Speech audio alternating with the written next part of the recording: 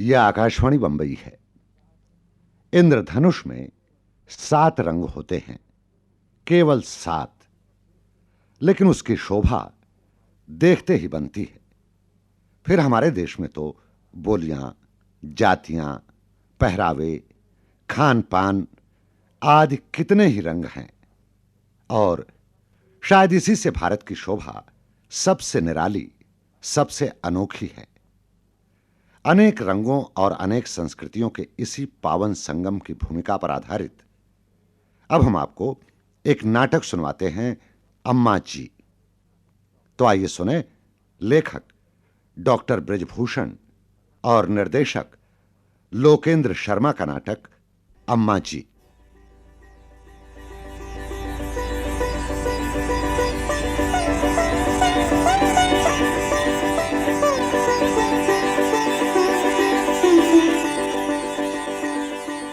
अम्मा जी आदाब। अरे आओ आओ हस्तीमल, आओ। अल्लाह ताला तुम्हारी उम्र दराज करे। अरे बैठो बैठो बैठो। क्या बैठूं अम्मा जी, क्या मेरा हुआ? तो दिल ही बैठा जा रहा है। सुना आपने वो बेचारा लालचंद फिर दुविधा में फंस गया है? आए, अब क्या हुआ? उसकी बेटी की शादी तय हो तो गई है। अल्लाह नेकी दे उस कालू राम को, वो अपने बेटे के साथ शादी करने को रजामंद हो गया है ना। बस कुछ ना पूछो अम्मा जी, सब एक ही थैली के चट्टे बट्टे हैं। सलाम चाचा जान। हा सलाम बेटी, खुश रहो। कहो कैसी हो? अल्लाह का फजल, बड़ों का कर्म और आपकी दुआ है। वाह भाई वाह, बच्चों के मुंह से भी अम्मा जी ही बोलती हैं। तुम्हें बोलते देखकर तो नफीसा कोई भी कह सकता है कि तुम अम्मा जी की ही पोती हो। फिर क्या, मेरी दादी लाखों में क्या, मैं तो कहती हूँ करोड़ों में एक हैं। बहुत बतियाने लगी है तू नफीसा, बड़ों के सामने कम बोलते हैं बेटी। लो दादी अम्मा, मैं बिल्कुल ही नहीं बोलती, पर मेरा अखरोट तोड़ दो। भीतर जा, जुबैदा को बोल, वो अखरोट तोड़ देगी तेरा। नहीं, जिसको भी देती हूँ वो तोड़ते तोड़ते आधा से ज्यादा तो खा ही जाता है। मेरे लिए तो कुछ बचता ही नहीं है।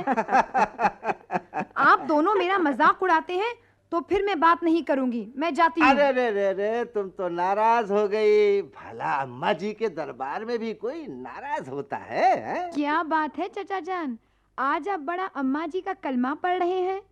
आज फिर कोई मुकदमा लाए हैं क्या मेरी दादी की अदालत में? हाँ बेटी हाँ, भाई सारी बस्ती जानती है कि अम्मा जी यहाँ बिना ताज की मलका और बिना कुर्सी की जज हैं। घर के बाहर आंगन में इस तखत पर बैठकर अम्मा जी ने न जाने कितने मुकदमे निपटाए हैं। इसीलिए तो लोग अपना दुख दूर करने के लिए भागे भागे चले आते हैं अम्मा जी के दरबार में। तो ठीक है, लगाइए आप अदालत। मैं तो आमना खाला के पास जाती हूँ अखरोट तोड़वाने। मालूम है चचा जान, उनके मुंह में पूरे दांत नहीं है, इसलिए मेरा अखरोट उनसे खाया ही नहीं जाएगा। हेलो भाई। हाँ, तो बात ये है हस्तीमल, मैं कह रही थी कि अगर कालू राम भी दूसरे लोगों की तरह दहेज के लिए मुंह खोलेगा तो लालचंद को चाहिए कि वो कहीं और बात करे। वो तो जहां भी जाता है लड़के वाले मुंह खोले खड़े रहते हैं। बड़ा दुखी है बेचारा। रिटायर होने के बाद अब एक पैसे की तो आमदनी है नहीं। फंड जो कुछ मिला उससे बड़ी लड़की की शादी कर डाली उसने। अरे अरे, ये रुस्तम जी हाथों में ढेर सारे लिफाफे लेकर इधर कहाँ चला आ रहा है? लगता है कुछ न्योता देता फिर रहा है। अच्छा अच्छा। अरे अम्मा जी को रुस्तम जी बाटले वाला का सलाम। अरे खुश रहो, अल्लाह तुम्हें नेकी दे। आओ आओ बैठो रुस्तम जी, कैसे हो? सब खैरियत तो है ना? अरे अम्मा जी की मेहरबानी से एकदम बिंदास। अरे मिस्टर हस्तीमल, अच्छा हुआ तुम इधर ही मिल गया। हाँ भाई, मिलन तो अच्छे के लिए ही होता है, पर आज खुश बहुत नजर आ रहे हो। बात क्या है? बात खुशी वाला है तो उसमें क्या करेगा है? ये क्या है कि मैं इधर आता था ना तो रास्ते में काली बिल्ली हमारा रास्ता काट कर भाग गई। हम तो माठा पकड़कर उधर ही बैठ गया। अरे रे। उधर बैठा तो हमको डेसा ही मिल गया। वो गया बरस में मेरे से 50 रुपया लिया था। उधार बोल के? हाँ, हमको देखते ही किस्से में हाथ डाला और 50 रुपया हमरे हाथ पर। हाँ, बस हम रुपया लेकर इधर में। हाँ रुस्तम जी, और मैं भी जब अम्मा जी के पास यहाँ आ रहा था तो एक चूहे ने मेरा भी रास्ता काट दिया। भाई मुझे पता होता तो मैं भी बैठ जाता। बिल्ली का रास्ता काटने पर 50 रुपए मिलते हैं तो भाई चूहे के 10 तो मिलते ही हैं। देख देख, ये मिस्टर हस्तीमल, मस्करी का बात नहीं है। हाँ? वो क्या है कि बिल्ली रास्ता काटे तो बांधा हो जाता है। मैं बोलता है तुमको। हाँ। देखो ना दादी माँ, मेरा अखरोट कोई भी नहीं तोड़ता। चलो मैं खुद ही तोड़ लेती हूँ। अरे नामा खोल, उंगली से कहीं भला अखरोट टूटेगा? उल्टे तेरी उंगली ही टूट जाएगी। अरे अखरोट पर उंगली नहीं मारने का। हाँ? वो क्या है कि इससे घर में झगड़ा होता है। अच्छा अम्मा जी, अब हम चलेगा। ओ अस्टीमल, ये क्या करता है तुम अस्टीमल? छींक कर हमारा सारा काम बिगाड़ दिया।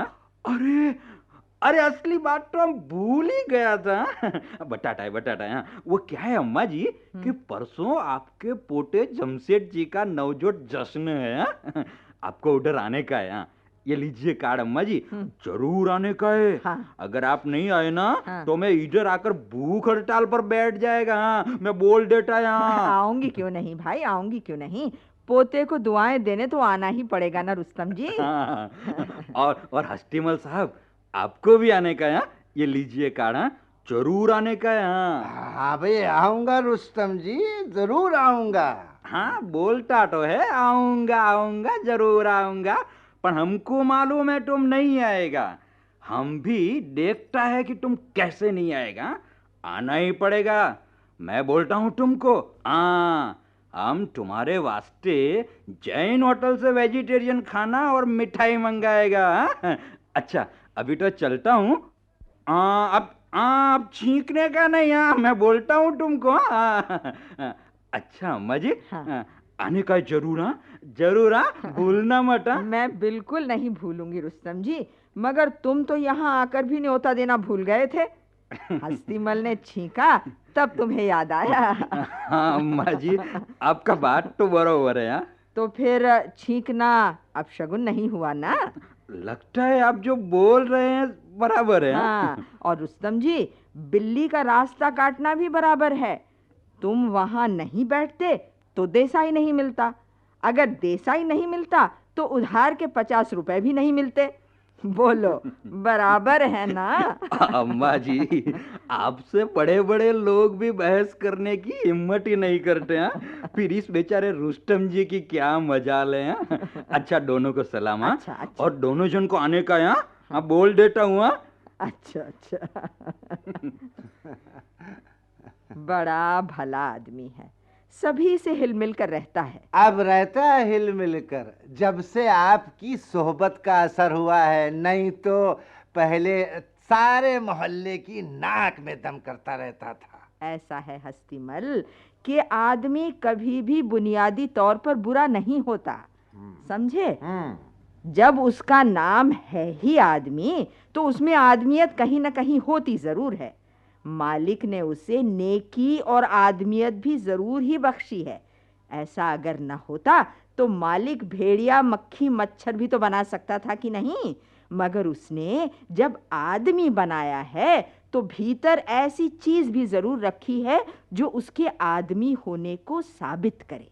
मैं तो कहती हूं कि आदमी पर उसकी आदमियत के लिए तब तक यकीन किया जा सकता है जब तक उसके सिर पर 2 सींग, मुंह में 2 पनीले नुकीले दांत और हाथों में तेज नाखून नहीं निकल आते।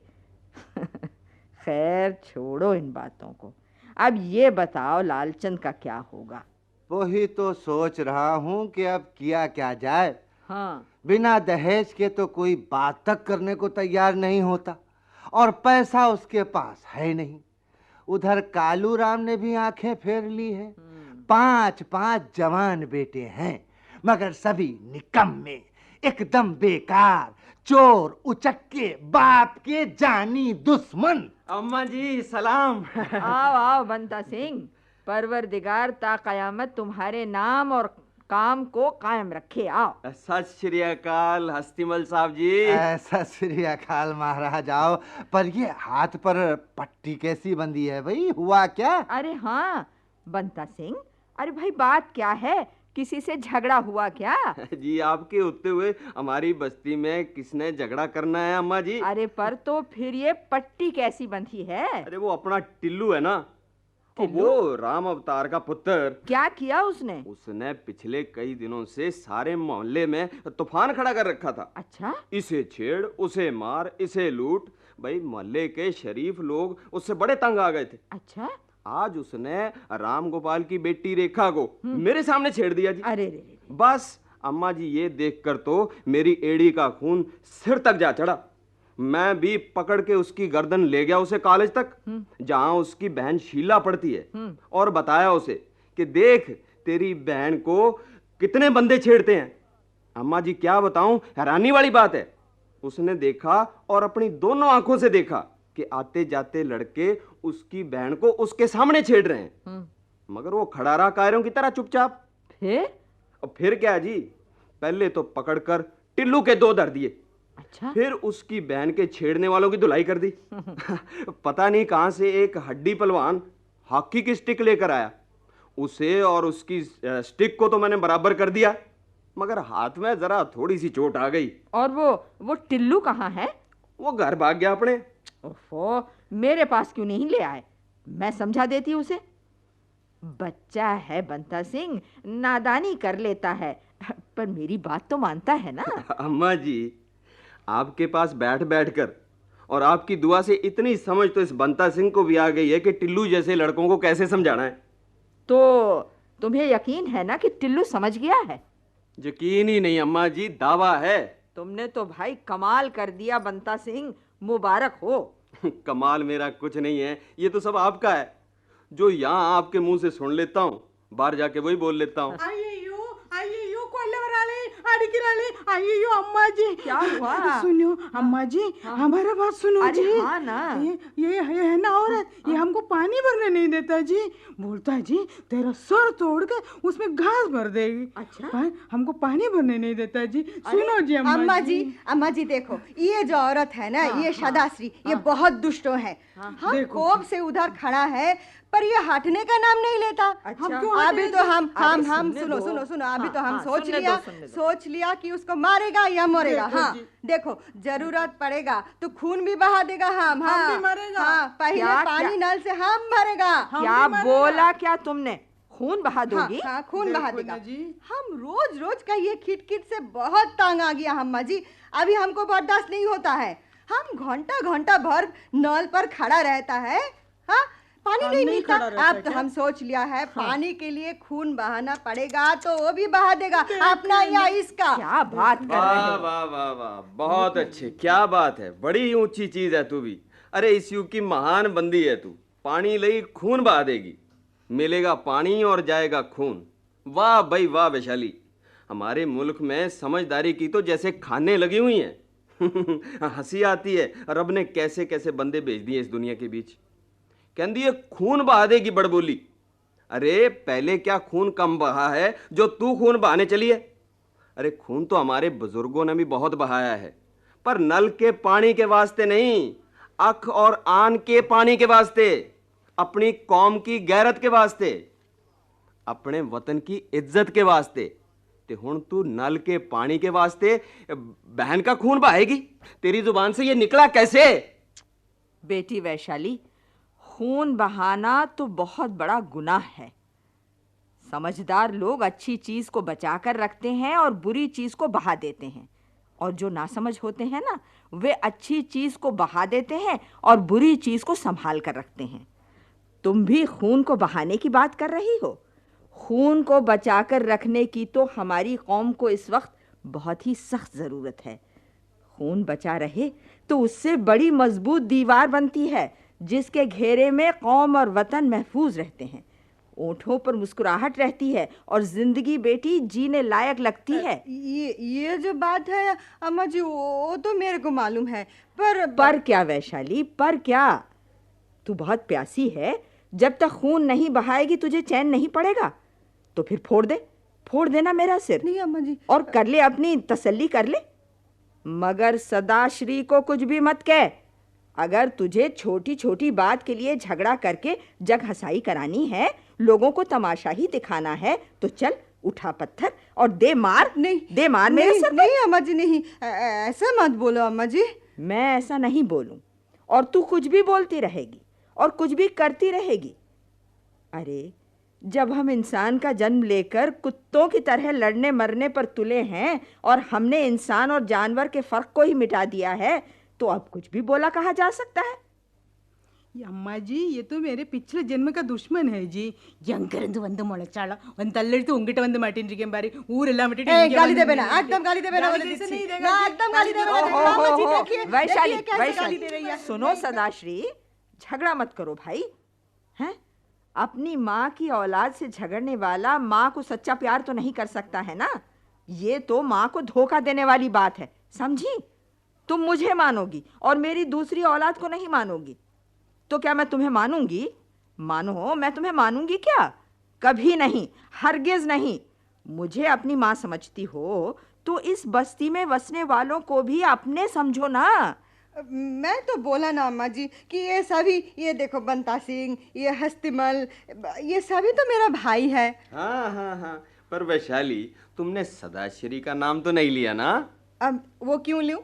वो तो भाई नहीं है, वो तो हमारा बहन है ना। अच्छा। हाँ, शाबाश।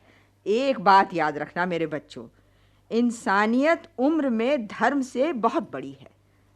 पहले धरती पर इंसान आया, उसके बाद में धर्म आया। समझो तो धर्म इंसानियत का बेटा है, बेटा। ऐसा बेटा जो अपने पिता का सहारा होता है, उसके बुढ़ापे को सुधारने का एक जरिया होता है। जैसे बेटे के लिए बाप की इज्जत करना बहुत जरूरी है ना? है कि नहीं? हाँ है। उसी तरह धर्म को भी इंसानियत की इज्जत करनी चाहिए।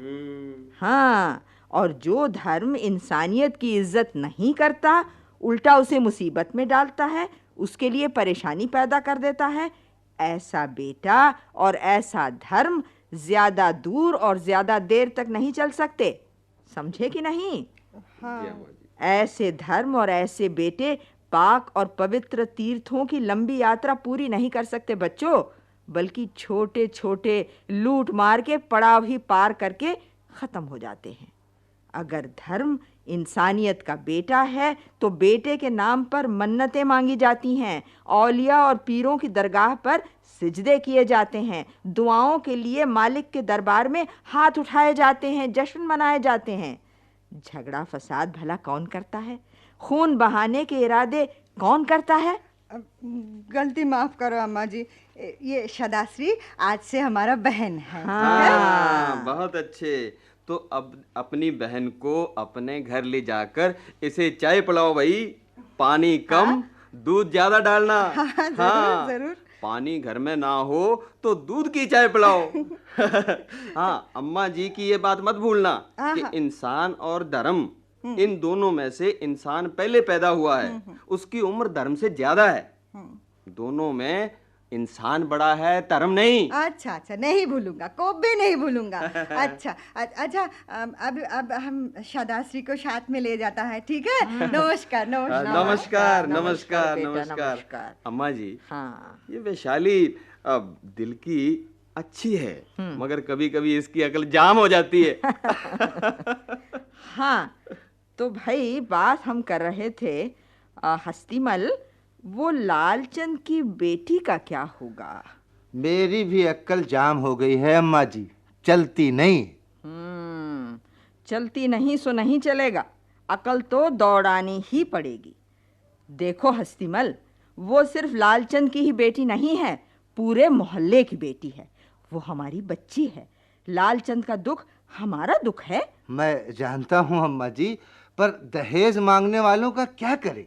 करोगे क्या भाई? शादी करनी है तो दहेज भी देना पड़ेगा। क्या क्या कहा तुमने? अम्मा जी, हाँ। अब इसमें इतना चौंकने की क्या बात है? बिना दहेज की शादी हो ही नहीं सकती। भाई बंता सिंह, ये तुम कह क्या रहे हो? मुझे क्या कहना और करना है? अरे सारी दुनिया यही कहती है और करती है। आज ये कोई नई बात तो है नहीं, जमाने से चला आ रहा है दस्तूर। भला बिना दहेज की कैसी शादी? भाई जी, आपकी बात सुनकर तो मेरा सिर चकरा रहा है। सिर तो मेरा भी चकरा जाता है जब कोई बिना दहेज की शादी वाली बात करता है। बंता सिंह, अरे भाई तुम क्या कह रहे हो? ये तुम्हें क्या हुआ है? अम्मा जी, मैं बिल्कुल चंगा हूँ। अगर बेटी के बाप के पास दहेज के लिए पैसा ना हो तो क्या वो भीख मांगेगा? बोलो बोलो। ओहो, प्यार नाल बादशाह, प्यार नाल बैठो। खड़े क्यों हो गए हो? आप तो अहिंसा परमो धर्मो वालों भी गुस्सा करने लग पड़े हो। गुस्सा करने से हिंसा होती है। बैठ जाओ, बैठ जाओ। पहले तो आप जवाब दो मेरी बात का। गरीब आदमी दहेज देने के लिए पैसा कहाँ से लाएगा? अरे भाई, जरूरत ही क्या पैसे की? और बिना पैसे के दहेज कहाँ से दिया जाएगा? ओ भाई, दहेज का पैसे से क्या लेना देना? मतलब दहेज के लिए पैसा नहीं चाहिए? क्यों चाहिए पैसा? लगता है आज आप हमें पागल बनाकर छोड़ोगे। भाई, आपकी बातें सुनकर पागलपन का दौरा तो अब मुझे भी पड़ने लगा है। अरे बंता सिंह, ये हस्तीमल ठीक ही तो कह रहा है। दहेज के लिए पैसा तो चाहिए ना। अम्मा जी, हाँ। हम लोगों के सुनने और समझने में थोड़ी कुछ गड़बड़ है। मेरा कहना है कि शादी में लड़की के बाप को दहेज तो देना ही पड़ता है। हाँ। और तभी तो शादी होती है। पर इसमें पैसा बीच में कहाँ से आ जाता है? अरे भले आदमी, बेटे का बाप जब बेटी के बाप से सोना चांदी, कपड़े लत्ते, फर्नीचर, फ्रिज, टीवी और कार स्कूटर मांगता है तो ये सब क्या मुफ्त में आ जाता है? इन सब चीजों के लिए पैसा नहीं लगता बंता सिंह। पर क्यों मांगता है बेटे का बाप ये सब चीजें? सभी बेटों के सभी बाप क्या जन्मजात के भिखारी हैं? उनका बाप क्या कमा कर रख जाता है बेटी वालों के यहाँ? और फिर जरूरत भी क्या है बेटी के बाप को ये सब चीजें देने की? आए है बंता सिंह, लगता है आज तुम्हारा दिमाग ठिकाने पर नहीं है। आज तुम बहुत बहकी बहकी बातें कर रहे। अम्मा जी के पास बैठकर दिमाग तो क्या, चित्त भी ठिकाने आ जाता है। पर आप दोनों मुझे ये समझाओ, भाई मैं गलत कहाँ हूँ? मैं समझाता हूँ। अपना लालचंद है ना, है, उसकी बेटी है शीला। आहो जी महाराज, सानू पता है लालचंद उसकी शादी की फिक्र कर रहा है। बस वो शादी की फिक्र ही कर सकता है, शादी नहीं कर सकता। क्योंकि लड़के का बाप कालूराम शादी में दहेज मांगता है और लालचंद के पास देने के लिए दहेज है नहीं। अब तुम बताओ उसे क्या करना चाहिए? क्योंकि पहले तुम कह रहे थे कि शादी में दहेज देना ही पड़ता है और अब तुम कह रहे हो कि ये सब देने की जरूरत ही क्या है। असल में तुम कहना क्या चाहते हो? भाई, ये सोना चांदी, कपड़े लत्ते, नकदी, फर्नीचर और ये सारे सामान को ही दहेज कहते हैं क्या? सुन रही हो अम्मा जी? है सुन देखो रही तो, हो? देखो भाई, तो। दहेज का मतलब आज छोटे छोटे बच्चे जानते हैं, पर हमारे बंता सिंह को मालूम ही नहीं कि दहेज किसे कहते हैं। लो सुनो। भाई अस्तिमल जी, बच्चे जाने या बूढ़े, पर मैं आपको कह देता हूं कि दहेज के बारे में यह जानकारी बिल्कुल गलत है। अच्छा? हाँ, हम बहुत ऐसा कुछ जानते हैं जो सच नहीं है और बहुत ऐसा कुछ भी जानते हैं जो सच है, जो हमें पता नहीं। वो कैसे? वो ऐसे कि अगर एक झूठ को 100 बार दोहराया जाए तो वो सच लगने लगता है। हमें भी एक जमाने से गलत बातें सुनते सुनते वही बातें कहने की आदत पड़ गई है। अच्छा। आप लोग दहेज का मतलब लगाते हैं जेवर, नकदी और सामान से, मगर गुस्ताखी माफ, दहेज का मतलब ये नहीं होता। अच्छा, तो फिर क्या होता है? चाचा जान, बिस्कुट खाएंगे आप? ओहो, अभी अभी तो तू अखरोट लिए फिर रही थी और अब एकदम से बिस्कुट। दादी अम्मा, अखरोट टूटता ही नहीं ना मुझसे। देखो ना, मेरी सभी उंगलियां सूज गई हैं और दर्द कर रही हैं। कोई तोड़कर देता भी नहीं है। दादी अम्मा, तुम खाओगी बिस्कुट?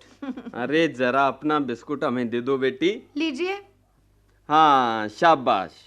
हाँ, अब जरा ध्यान से सुनिए अस्तिमल साहब। अब सुनाइए सुनाइए बंता आप मेरे हाथ में ये बिस्कुट देख रहे हैं ना? सिंह। देख रहा हूँ।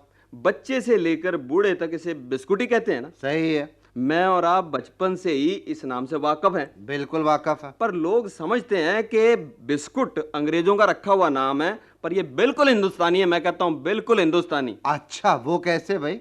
लोग नहीं जानते कि इसका नाम बिस्कुट क्यों पड़ा। क्यों पड़ा? हम लोग बहुत से नाम और उनके मतलब अंधी दौड़ में पीछे छोड़ जाते हैं। आज फिर से उनके मतलबों को दोहराएंगे तो लोग हंसेंगे। भाई, आप सुनना चाहेंगे मतलब तो हंसना नहीं। नहीं अरे नहीं, भाई बिल्कुल। बंता सिंह, अब कह भी डालो ना। तो सुनिए, खाने की वो चीज जिसे मुंह में रखने के बाद 20 बार दांतों से कूटने के लिए कूट कूट करना पड़े, उसे बिस्कुट कहते हैं। भाई खूब बंता सिंह, खूब खूब भाई खूब। भाई चलो माने लेते हैं, मगर बिस्कुट का दहेज से क्या लेना देना है? सुनो महाराज सुनो, सुनाइए। असली शब्द दहेज नहीं है। अच्छा फिर क्या है? देहज। देहज शब्द है देहज। देहज का मतलब है अपनी देह से जन्मा, यानी बेटा या बेटी। अच्छा अम्मा जी गुस्ताखी माफ, ये तो छोटा मुंह बड़ी बात हो रही है। पर ये मैंने आप ही से जाना है कि हमेशा बात की तह तक जाओ तो सच्चाई मिलेगी। वो तो है ही बंता सिंह, अब कहते रहो ना। हाँ तो अस्तिमल जी, एक जमाना था जब पिता अपनी देह से जन्मी बेटी का यानी अपनी देहज का कन्यादान किया करता था। अच्छा। नई गृहस्थी बसाने के लिए बर्तन, कपड़े, घर बार का सामान भी दिया करता था। हम अपने बच्चों को घर से कहीं बाहर भेजते हैं तो खूब अच्छे कपड़े पहनाकर, बना ठनाकर भेजते हैं। फिर बेटी को सदा के लिए भेजना हुआ तो कुछ गहने जेवर लाद कर भी भेजना पड़ता है। हाँ सही बात। हैसियत के मुताबिक नकदी भी दी जाती है। सही है, ताकि नए घर में बेटी का हाथ खाली ना रहे, तंग ना रहे। ओ अस्ती साहब, आप मेरी बात सुन रहे हैं ना? आप कहते रहिए बस। हाँ, तो बाप की यही बेटी यानी देहज जब दुल्हन बनकर ससुराल पहुंचती थी तो पूछा भी जाता था कि दूल्हा देहज भी लाया और कैसी लाया।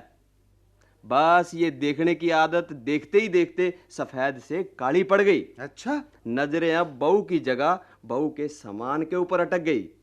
ये देहज से दहेज कहलाने लगा। बस तब से यही चक्कर चल रहा है, यही चक्करबाजी चल रही है।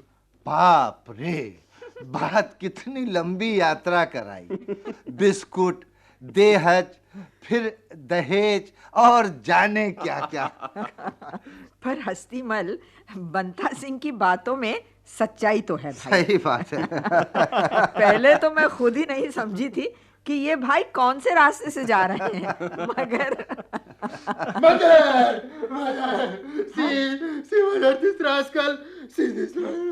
क्या हुआ मार्कस? है? सिर पर ये पट्टी? अरे आज तुम लोग पट्टी दिवस मना रहे हो क्या? बंता सिंह के हाथ पर पट्टी, तुम्हारे सिर पर पट्टी। मार्कस डियर होली मदर, अपन अभी कुछ बोलने को नहीं सकता। क्या हुआ? पूछो ना लायक से my dearest nearest and lovely son Peter the great से, जिसने कल रात को मेरे सिर पर शराब की खाली बाटली मार के खून खोल गया। अरे पूछो इससे माय रिस्पेक्टेड अम्मा जी, कल रात को ये रास्कल दारू पिया और फिर दारू का खाली बाटली हमारे सिर में फोड़ दिया। क्यों पीटर, अपने वालिद हुजूर पर हाथ उठाया तुमने? अभी देखो स्टैचू का माफिक चुपचाप खड़ा हुआ है, अम्मा जी के सामने बोलने को नहीं सकता है। अभी बोलो बोलो तो जवाब दो। हमको बोलता है कि हम नशे में, हम पहचाना नहीं कि हम तुम्हारा बाप है, या हमको पहचानता नहीं। पीटर, तुमने भी इस नामुराद चीज को मुंह से लगा लिया। तुम तो अभी अभी जवान हुए हो, कॉलेज जाते हो, क्या ये चीज तुम्हें मुंह से लगानी चाहिए? You are right mother. रात को ये पास्कल के अड्डे पर हमारा बिजू बिजू का आया, जिधर हम रोज पीने को जाता है ना, उधर को आ गया। हमने डांटा, तू बाटली चढ़ाकर हमको मारा। हमारी आज सुबह जब हम इस रास्कल से पूछा कि एक रात शराब पीकर तुम अपने फादर को नहीं पहचानता, तो फादर का पहचान खो दिया, तो हमको क्या बोलता मालूम है? क्या बोला? तुम बोलो रास्कल, अभी तुम बोलो, अपने मुंह से बोला है, बोलेगा या नहीं? क्या बात है पीटर, बोलो। बोलो पीटर। अम्मा जी, हाँ अम्मा जी, सुबह डैड ने मेरा गला पकड़ के मुझसे पूछा था कि रात शराब क्यों पिया। इतना शराब कि मुझे पहचाना भी नहीं। हाँ तो मैंने खाली इतना ही बोला कि अरे बोलो ना, डरो मत, बोलो तो सही। मैंने बोला कि हाँ। अगर एक रात पहली बार एक बेटा शराब पीकर अपने फादर को नहीं पहचानता, हाँ। उसकी पहचान खो देता है, हाँ, उसे पहचानने से इनकार कर देता है, हाँ। तो वो बाप जो पिछले 25 साल से रोज शराब पी रहा है, वो अपने बाप को, वो अपनी बेटे को, अपनी बीवी को और यहाँ तक कि अपने पड़ोसियों को क्या पहचानेगा? और फिर ऐसा आदमी जो अपनी सोसाइटी और अपनी कंट्री को भी क्या पहचानता होगा? और जो आदमी ये सब और सारी पहचान खो चुका है, वो अब आदमी नहीं रह गया, आदमी नहीं रह गया, वो कहाँ का आदमी है? वो शाबाश शाबाश मेरे शेर, बहुत अच्छा, बिल्कुल ठीक कहा तुमने। हर बेटे को अपने शराबी बाप से यही कहना चाहिए। और शाबाश। और मिस्टर मार्कस तुम पीटर को पकड़कर इधर लाए हो अम्मा जी के पास। होना ये चाहिए था कि पीटर तुम्हें यहाँ पकड़ कर लाता। अम्मा जी ये बंता सिंह क्या बोलता है? बिल्कुल ठीक बोलता है मार्कस। क्या बेटे से शराफत की उम्मीद रखने वाले बाप को क्या खुद भी शरीफ नहीं होना चाहिए? शराफत की पगड़ी हर बाप अपने बेटे के सिर पर ही क्यों बांधना चाहता है, जरा सुनूं तो। हाँ, आज जितने भी बेटे नशेबाज और आवारा हो रहे हैं उसमें क्या सारा कसूर उन्हीं का है? माँ बाप क्या बिल्कुल भी जिम्मेदार नहीं है?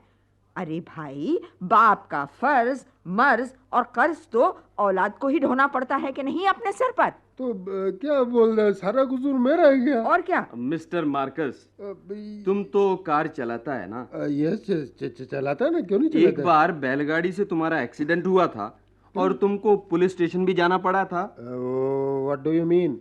आई मीन ये कि पुलिस को चाहिए था कि तुम्हारी कार को पकड़ कर ले जाती। कार को? हाँ, टक्कर तो कार और बैलगाड़ी की हुई थी। तुम तो टकराए नहीं थे ना बैलगाड़ी से। व्हाट नॉनसेंस, क्या मैन तुम बोलता है? अरे कार को ड्राइव तो हम करता था ना। अरे करेक्ट मिस्टर मार्कस। इसी तरह जब एक आदमी चाकू चलाता है तो मुकदमा चाकू पर नहीं, उसके चलाने वाले पर दायर होता है। बाप भी परिवार की उस गाड़ी का गाड़ीवान होता है जिसमें औलाद भी बैठी है। बाप जिस रास्ते पर अपनी गाड़ी बढ़ाएगा, बेटा भी उन रास्तों को पहचानता जाएगा। जैसा बाप करेगा वैसा बेटा करेगा। Oh, no, it's a wrong theory.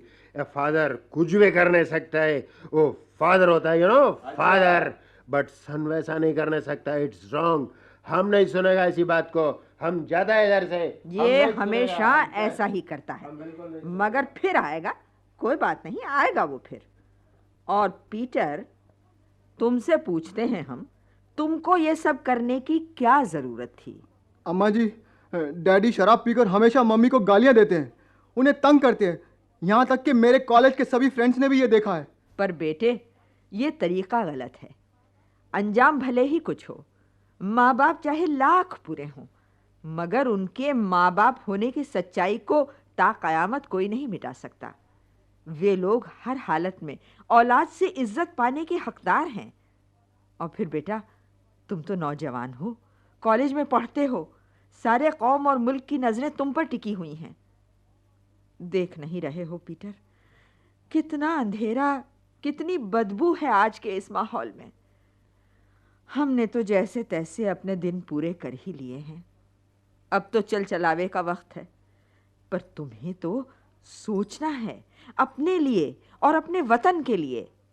अगर वक्त रहते तुम नौजवानों ने चिराग बनकर रोशनी और फूल बनकर खुशबू देने की शुरुआत नहीं की ना बेटा, तो ये अंधेरा और घना हो जाएगा, बदबू और ज्यादा पसर जाएगी।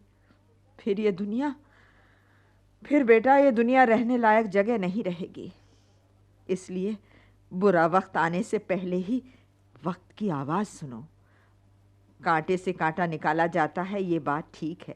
यही सुनकर तुमने शराब की बुरी आदत छुड़ाने के लिए खुद शराब पी डाली। आइंदा ऐसा मत करना पीटर। देखो, जाओ, जाकर अपने फादर से माफी मांगो। मैं बाद में उनसे बात करूंगी। तुम जाओ बेटा। अच्छा अम्मा जी, जैसा आप बोलेगा, मैं जाता हूँ। अच्छा। अरे तुम किधर जाता है मैन? अभी तो हम वापस आता है तुम्हारा कंप्लेंट नंबर 2 देने के लिए अम्मा जी को। माय डियर मदर, इस गॉड से रास्कल को बोलो दूध पिया करे, फ्रूट खाया करे, अपना बॉडी बनाए। ये देखो कैसा बकरी का माफिक हेल्थ हो रहा है इसका। Mister Marcus, for God sake, पहले तो तुम बार बार अपने बेटे को रास्कल बोलना बंद कर दो। अच्छा, बाद में तुम ये बताओ कि तुम कितना दूध पीते हो भाई? दूध? मैं? हाँ। रेट मालूम है दूध का? अरे कितना महंगा है पर शराब से तो सस्ता है ना मार्कस। अरे बाबा क्या बोलता है तुम लोग? देखो, जो चीज हम छोड़ दिया अब उसका नाम लेने का नहीं हमारे सामने। क्या बोला? हम तो खाली महंगाई का बात करता है भाई। देखो, हम गाजर खाता है वो भी महंगा है, ब्रेड खाता है तो वो भी महंगा है, पर इस रास्कल, आई एम सॉरी, इसका वास्ते हम ब्लैक में इंपोर्टेड बटर लाया, ये वो भी नहीं खाता। अच्छा, इम्पोर्टेड बटर में मेरा ख्याल है हॉर्स पावर कुछ ज्यादा होती है, हैं? हाँ हाँ, यही कहना चाहते हो ना तुम? क्या मैन, तुम हमारा मजाक बनाता है? सारी दुनिया जानता है, देखो है सच्ची बोलता है, सारी दुनिया जानता है इम्पोर्टेड यानी good quality, and Indian means bad quality. ऐसी बात नहीं है नहीं मार्कस। है।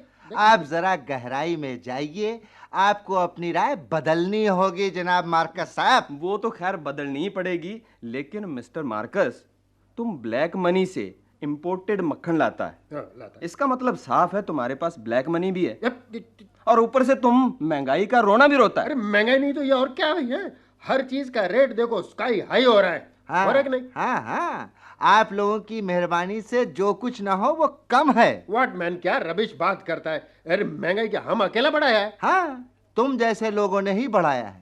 मैंने खुद अपनी आंखों से तुम्हें पिछले महीने ब्लैक में शक्कर शुगर खरीदते हुए देखा है। क्या बात कही। 60 रुपए में 5 किलो शक्कर खरीदी थी तुमने, यानी कि तिगुने दाम बढ़ाकर। बोलो दिए थे नहीं दिए अरे थे? लेकिन मैन, क्या चाय कॉफी को हम फीका पिएगा हैं? अरे तुमसे फीका चाय कॉफी पीने को हो सकता है क्या? हम तो खैर चाय पीता ही नहीं, मगर तुम्हारे चाय काफ़ी के स्वाद और बेसब्री से महंगाई और मुनाफागिरी की हड्डियां मजबूत ज़रूर होती हैं, और मारे जाते हैं बेचारे गरीब लोग जिनके पास ब्लैक मनी नहीं है। What nonsense you are talking man, ये सब बात हमको काहे को बोलता है तुम? और किसको बोलेगा हैं? तुम और तुम्हारे जैसे लोग अगर सब्र से काम लेकर फीकी चाय ही पी लें, मगर कहाँ, कभी नहीं करेंगे ऐसा। तभी तो महंगाई खत्म हो कैसे, क्योंकि आप जैसे लोग सब्र और धैर्य से काम जो नहीं लेते। मैन तुम समझता काहे को नहीं है, वो जो शॉपकीपर है ना उधर, हाँ। अपना हफ्ता देता है, पैसा खिलाता है, क्या बोले, वो बेचारा ये खिलाने वाला पैसा किधर से लाएगा है? अरे हम लोगों से ही तो लेगा ना। मतलब ये कि तुम्हारी ब्लैक मनी अदरक के पंजों की तरह चारों तरफ फैली हुई है। वाह मार्कस साहब वाह, क्या? अपनी जिंदगी की किश्ती में कितने बड़े बड़े पत्थर रखे हुए हैं आपने। आपको न तो खुद डूबने का डर है और ना ही औलाद को बचाने की फिक्र। For God sake now stop it please. कितना ब्लेम लगाएगा तुम हमको है? अरे ब्लैक मनी, महंगाई, जमाखोरी और जाने क्या बोले जा रहे हैं। मिस्टर मार्कस, वक्त अंगड़ाई ले रहा है। इस अंगड़ाई लेते हुए वक्त की आवाज अगर नहीं सुनोगे तो आने वाले कल में वो वक्त आपकी चीखें भी नहीं सुनेगा, आपके आंसू भी नहीं पोंछेगा, और गम की गहरी खाई में गिरते लोगों का कोई हाथ थामने वाला भी नहीं होगा। याद रखो। Okay okay okay, don't get excited man, इतना भड़कता काहे को है? Get cooled.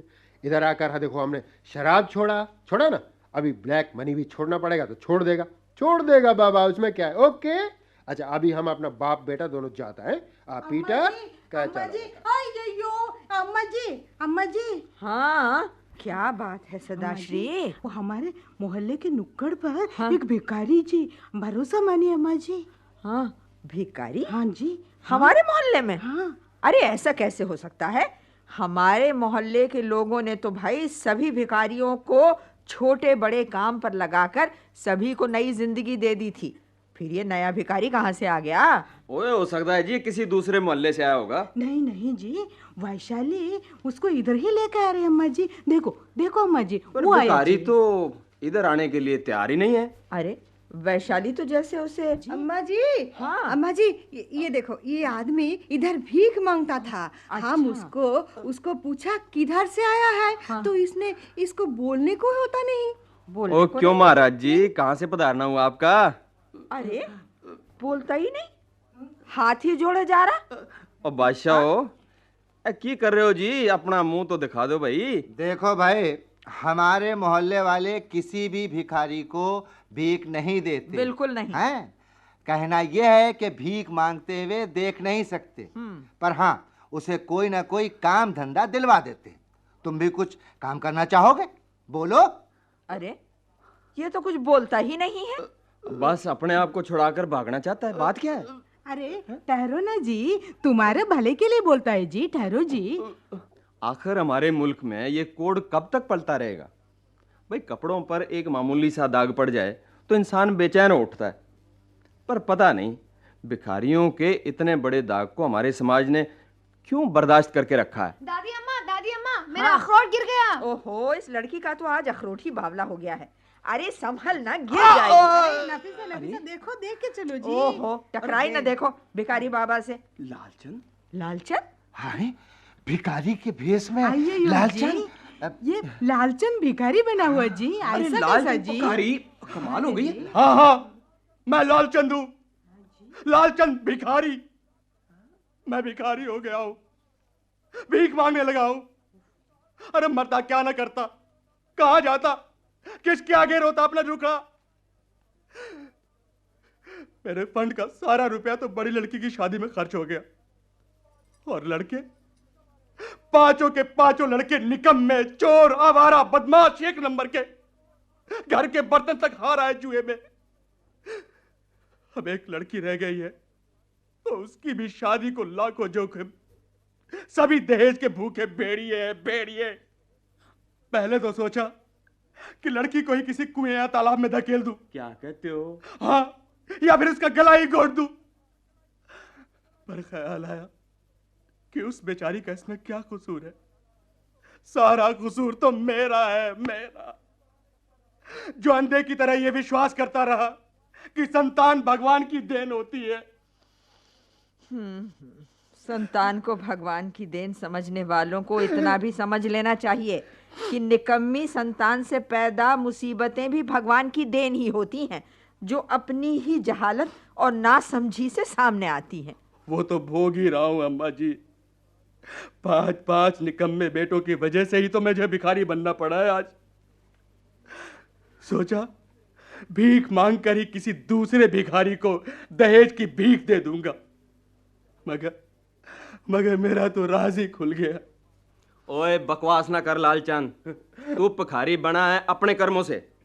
अरे जब तेरे यहाँ संतानें पैदा हो रही थी तो क्या तेरे यहाँ आसमान से सोना भी टपक रहा था? नहीं ना? नहीं। तो फिर किसके भरोसे तूने ये सब संतानें पैदा की? तूने इस देश और समाज के साथ गद्दारी की है लालचंद। 5 आवारा, बदमाश और ये चोर इस देश को देकर तुमने गलत तरह से आदमियों की तादाद बढ़ाकर समाज के लिए सिरदर्द बढ़ा दिया है। अरे तुम्हारे जैसा आदमी समाज में गंद, मुसीबत और परेशानियां पैदा कर सकता है। इस मामले में मैं तुम्हें भी कम गुनाहगार नहीं समझता हूं। बापू, ये मैं क्या सुन रहा हूं बापू? हाँ, और सुनने के साथ देख किस तरह तेरा बाप तुम्हारी नालायकी की वजह से भिखारी बन गया है। अरे तू निकम्मा ना होता तो मुझे ये दिन कभी ना देखना पड़ता। आज तुम 5 कपूतों की वजह से मुझे भिखारी बनना पड़ा। अरे क्या इसी दिन के लिए मैंने तुम्हें पैदा किया था? बोल, जवाब दे। चोरी चकारी करने के लिए ही जन्म लिया था मेरे घर में? जवाब क्यों नहीं देता? क्या सांप सूंघ गया तुझे? तुम लोग पैदा होते ही मर क्यों नहीं गए तेरे?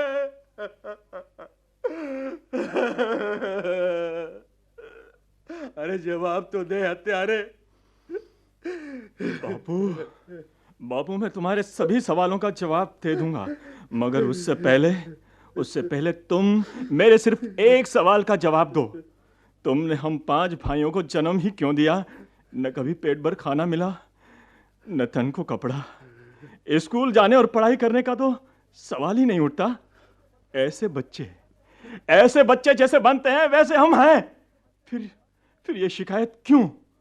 मैंने और मेरे भाइयों ने चोरियां की, लोगों को लूटा भी है, और हमें ये सब करने की जरूरत इसलिए पड़ी क्योंकि पिता होने के नाते तुमने हमारे लिए कुछ नहीं किया। बापू, तुम मुझसे अपने सवालों का जवाब मांग रहे हो। मैं तुमसे पूछता हूं, तुमसे, क्या तुमने हम 5 भाइयों की जिंदगी नहीं चुराई? क्या हमारे निकम्मे होने में तुम्हारा हाथ नहीं है? अब बताओ, हम पैसा चुराने वाले बड़े चोर हैं या तुम 5 जिंदगियां लूटने वाले बड़े चोर हो? ओए पुत्र, मर्द बच्चा है, रोता क्यों है? अम्मा जी, मुंडे ने बड़ी सही ते खरी गल कीती है। सही है। बड़ा समझदार मुंडा है। अगर यदि पढ़ाई लिखाई हुंदी तो ये बहुत बड़ा आदमी बन सकता था। रो मत बेटे गोपू, रो मत भाई। सुन, अब तू घर जा बेटा। हम तेरे बापू से बात कर लेंगे। अच्छा रो अम्मा मत। जी, हम सब भाई तो चाहते हैं कि अपनी बहन की शादी बड़ी धूमधाम से करें, हाँ हाँ पर अनपढ़ है ना, कहीं काम नहीं मिलता। क्या करें, जो कुछ करते हैं अपने आप को जिंदा रखने के लिए बस है। ओए पुत्र, फिक्र न कर, सब ठीक हो जाएगा। बस तू हुण घर जा। हाँ। अच्छा अच्छा जी, हाँ। जाता हूँ। अच्छा बेटा। अम्मा जी, अम्मा जी, अम्मा जी। ओए, ओ क्या हुआ? इस कालू राम को पागलों की तरह दौड़ा हुआ चला आ रहा है? हैं? मुझे बचा लो अम्मा जी, मैं लुट जाऊंगा, मैं बर्बाद हो जाऊंगा। अरे भाई बात तो बताओ। बैठो बैठो, आराम से बैठो। हाँ बैठो ना। अब बताओ कौन लूट रहा है तुम्हें? वही योगराज। मैं बड़ी मुसीबत में फंस गया हूँ अम्मा जी, बड़ी मुसीबत में फंस गया हूँ। तुम तो दूसरों को मुसीबत में फंसाने वालों में से हो, अब खुद कहाँ फंस गए और कैसे फंस गए कालू राम? मैं सच कहता हूँ, मैं बुरी तरह फंस गया हूँ। अब आप ही लोग मुझे बचा सकते हैं, आप ही लोग। अरे इतना शोर क्यों मचा रहे हो कालू राम? बचाएंगे तो तभी ना, जब कुछ मालूम होगा तो तुम कहाँ फंसे हो। हाँ भाई कालू राम। अम्मा जी, शादी के 3 साल बाद मेरा दामाद योगराज मेरी बेटी रीता को आज मेरे घर छोड़कर चला गया। क्या? उसे 3 साल के बाद दहेज मांगने की याद आई है। ओफो। 3 साल पहले तक जब उसकी शादी हुई थी वो दहेज का मतलब भी नहीं समझता था, और आज दहेज पर कॉलेज के प्रोफेसर की तरह लेक्चर देने लगा। उसके बाद उसने 1 लाख रुपए की नकद मांग की है दहेज के लिए। ओफो। रुपए नहीं मिले तो वो रीता को घर पर छोड़कर चला जाएगा और फिर तलाक भी दे देगा। अब मैं क्या करूं अम्मा जी? मैं बताता हूँ। अपने मोहल्ले के बाहर एक गंदा नाला बहता है ना? बस्ती वाले जिसे गटर कहते हैं, उसमें सिर्फ कमर कमर तक पानी है। तुम्हारे डूबने के लिए वो काफी रहेगा। जाओ और उसमें जाके डूब मरो। अरे मेरी जान पर बनी है और तुम मेरे घाव पर नमक छिड़क रहे हो। मेरा बस नहीं चलता, नहीं तो ये हस्तीमल आपके घाव पर नींबू और लाल मिर्च छिड़कते। हाँ अब बस करो बस बहुत हुआ। हाँ कालू राम, दामाद योगराज जब 1 लाख रुपया मांग रहा है तो बेटी का सुख ध्यान में रखते हुए दे दो उसे 1 लाख रुपया। झगड़ा खत्म करो। बेटी के सुख के आगे 1 लाख रुपया क्या चीज है भला? अम्मा जी, मेरे पास तो फूटी कौड़ी भी नहीं है।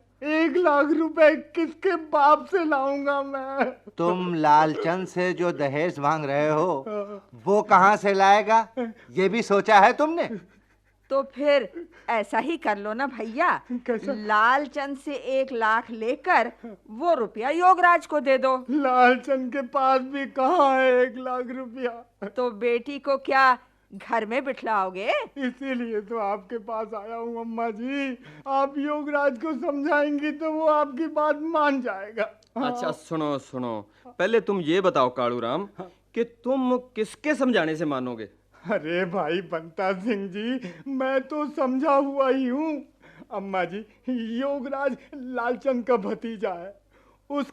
उसकी शर्त है कि अगर मैं अपने बेटे की शादी बिना दहेज लिए लालचंद की बेटी शीला से कर दूं तो वो भी दहेज नहीं लेगा। हाँ, मुसीबत से निकलने का हल तो है तुम्हारे पास, फिर मेरे पास क्यों आए हो? हैं? अरे कर क्यों नहीं देते अपने बेटे की शादी लालचंद की बेटी शीला से? इसलिए अम्मा जी कि कालू राम अपने बेटे के लिए दहेज लेना तो चाहता है पर बेटी के लिए दहेज देने की राजी नहीं है। वाह वाह वाह। भाई कमाल के लोग हैं इस दुनिया में। जो सलूक अपने लिए पसंद नहीं करते वही सलूक वो दूसरों के साथ करने में कभी नहीं हिचकिचाते। खुद को सुई भी चुभ जाए तो चिक्खें निकल जाती हैं, मगर दूसरों की गर्दन पर तलवार चलाते हुए उफ तक नहीं निकलती। कालू राम, सुनो, अब तुम हाँ या ना में जवाब दो। शीला को अपनी बहू बनाते हो कि नहीं? मुझे मंजूर है, 1000 बार मंजूर है, लाखों बार मंजूर है। आप बोलो तो सही। तो ठीक है, सुनो भाई कालू राम, मुहूर्त निकलवा लो और शादी की तैयारियां शुरू कर दो। हैं क्या है? अब तुम खड़े खड़े क्या कर रहे हो? कह दिया ना अम्मा जी ने, बस हो गया। पर वो योगराज। ओए तुम सीधे हो जाओ, वो जो योगराज भी रास्ते पर आ जाएगा। अरे तुम ही तो अभी कह रहे थे ना। क्या? अच्छा अच्छा, मैं जाता हूँ और तैयारियां करता हूँ, सब तैयारियां करता हूँ। आया जी ना, अक्ल ठिकाने पर आया ना जी। हाँ, आएगा कैसे नहीं, कपाल पर ऊपर वाले का जूता पड़ेगा तो सब ठीक हो जाएगा। हाँ, वैशाली सोल्डो रोम्ब सरी अनुभव से बोलता है जी। अम्मा जी, बोलो लालचंद। आपने कालूराम से तैयारियां करने के लिए तो कह दिया। हाँ, पर मेरे पास तो कुछ भी नहीं है। देखो लालचंद, ये मेरा वो तेरा मैं, हम सब लोग खत्म होते जा रहे हैं। अरे अब भी नहीं संभलोगे क्या? मगर भाई, पैसे का काम समझ से कैसे चलेगा? तुम क्या समझते हो लालचंद, शीला सिर्फ तुम्हारी ही बेटी है, हम लोगों का कुछ भी हक या रिश्ता नहीं लगता उससे। आपकी बात तो सही है, मगर बिना पैसे बेटी की शादी। अरे तुम एक तरफ बैठे तमाशा देखते रहना, उसकी शादी हम करवा देंगे। हाँ मैन, हम करेगा शादी। ये लो जी, मिस्टर मार्कस भी रुस्तम जी को पकड़कर यहीं ले आ रहे हैं। अरे यही बोलने के वास्ते आया मैन कि शीला बिटिया का शादी हम सब मिलकर करेगा। शीला हमारा भी तो बेटी है ना। हम सभी मानस को बंद मुट्ठी का माफिक एक होना मांगता है। मैं बोल देता है। तो फिर हमारी बात भी सुन लो जी, मंडप सजाने का सारा काम हम ही करेगा जी। पंदल अल्लाह नांगदा बोड़ो शीला बिटिया के लिए। हाँ ठीक है ठीक है, फिर लाइट और फर्नीचर का सारा खर्चा हम करेगा, ठीक है। अजय, मैरिज पार्टी के ठहरने और खाने और पीने का अरेंजमेंट हम करेगा मैन। शादी के कपड़े और जोड़े तैयार करवाने की जिम्मेदारी हमारी है। बहुत अच्छे भाई, अब हमारी और अम्मा जी का काम ये है कि गहने और जेवर का प्रबंध हमारा। बांडा नहीं, पर आइसक्रीम और कोल्ड ड्रिंक्स मेरी से रहेगा। पहले बोल देता है। हाँ, अब बोलो भाई लालचंद, अब तुम्हें क्या कहना है? कहने लायक मैं हूं ही कहाँ। सोचता हूँ कि अगर ऐसा एक मोहल्ला अपनी एक बेटी का कल्याण कर सकता है, तो सारा मुल्क जब धर्म और जाति से ऊपर उठकर खड़ा होगा, तो फिर कौन सा बेटा और कौन सी बेटी बेसहारा रह जाएंगे। ये जो बात तुम बोलता है ना, আম্মা জি আমাদের আগেই বলে দিয়েছে কি ধর্ম জাতি উঁচ নিচ এই গরিব আমির এই সবের আগে জন্ম হয়েছে মানুষের। रोम्बा सरी बहुत ठीक बोला जी। बिल्कुल ठीक है। दादी अम्मा, दादी अम्मा, दादी अम्मा। अरे संभलो नफीसा, संभलो भाई, तुम तो पहले भी गिरते गिरते बची हो। ताया जी देखो ना, ये अखरोट टूटता ही नहीं है। तोड़ते तोड़ते मेरी तो उंगलियां ही दुखने लगी हैं। अरे रे, तूने तो सचमुच ही अपनी उंगलियां भाई सुजाकर लाल कर डाली हैं। पर टूटा ही नहीं। बड़ी बावली है तू भाई। भला एक उंगली से अखरोट टूटता है कभी? मैं तोड़ता तो हूँ, पर भाई आधा खा जाऊंगा। अजी ताया जी, आप पूरा ही खा लेना, पर तोड़ो तो सही। मैं एक बार जान तो लूं कि अखरोट टूटता कैसा है। तो बेटे फिर आज जान ले, एक मुट्ठी बना लेते हैं। इससे क्या होगा?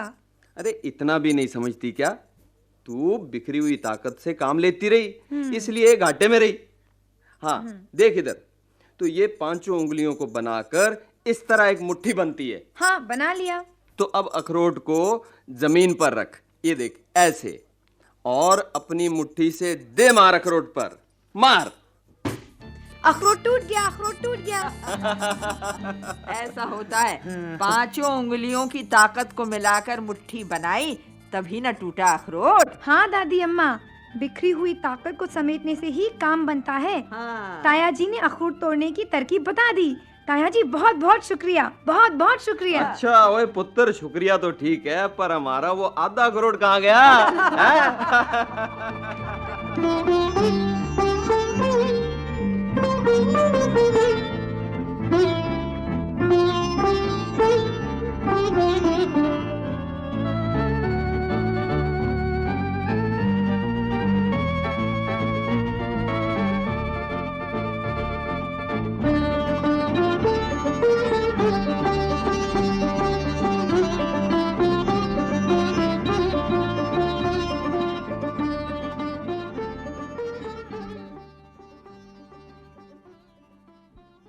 अम्मा जी, अभी आपने ये नाटक सुना। लेखक थे डॉक्टर ब्रजभूषण और निर्देशक लोकेंद्र शर्मा। नाटक में भाग लेने वाले कलाकारों के नाम भूमिकाओं सहित इस प्रकार हैं: बंता सिंह, C.S. खेबरा, हस्तिमल, अजय कश्मीरी, लालचंद, कुमार राम प्रवेश, रुस्तम जी, किरीट बारोट, वैशाली, केका बनर्जी, सदाश्री, जयलक्ष्मी अय्यर, मार्कस, लोकेंद्र शर्मा, पीटर, सतीश कालरा, गोपू, विक्रम साहनी, कालूराम, विजय शंकर पांडे, नफीसा, समीना दोस्त और अम्मा जी, हेमांगिनी रानडे। यह नाटक आकाशवाणी बंबई के स्टूडियोज में रिकॉर्ड किया गया।